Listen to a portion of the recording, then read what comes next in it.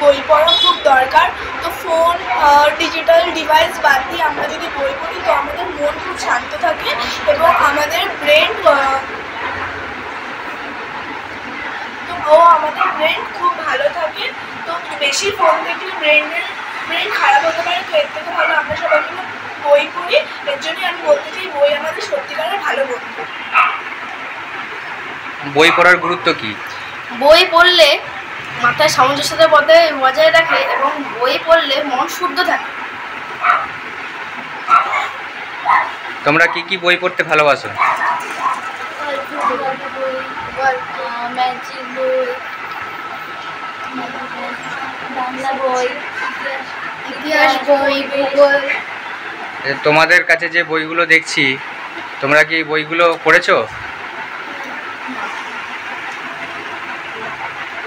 তোমরা কি কোনো সময় ম্যাগাজিন, লিটল ম্যাগাজিন, গল্পের বই লাইব্রেরি থেকে নিয়ে পড়ো? তোমাদের স্কুলে লাইব্রেরি আছে? পাড়াতে কোনো লাইব্রেরি আছে? আগে কিন্তু পাড়াতে লাইব্রেরি ছিল, এখন লাইব্রেরিগুলো কি হয়েছে? বন্ধ হয়ে গেছে। কেন বলো তো?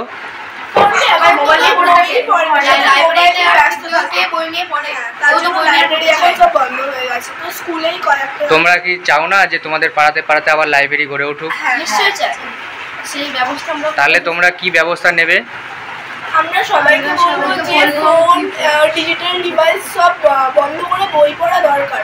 মানে সবাইকে উত্তেজিত করবো বই পড়তে। তোমাদের পাড়াতে যদি একটা লাইব্রেরি গড়ে দেওয়া হয় বা গড়ার চিন্তা ভাবনা করা হয়, তোমরা কি সেই লাইব্রেরি ব্যবহার করে সেখান থেকে বই নিয়ে পড়বে? আচ্ছা, বই দিবসে সবাইকে তোমরা কি বার্তা দেবে?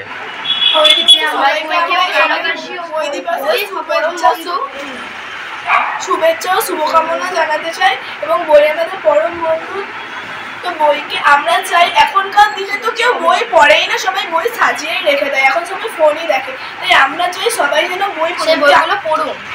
আর যাদের যে সবসময় তো সবার পড়ার বইও পড়তে ভালো লাগে না, তো যাদের যে বই পড়তে ভালো লাগে সেই বই পড়ুক, যখন ভালো লাগবে তখন অন্য বই পড়বে।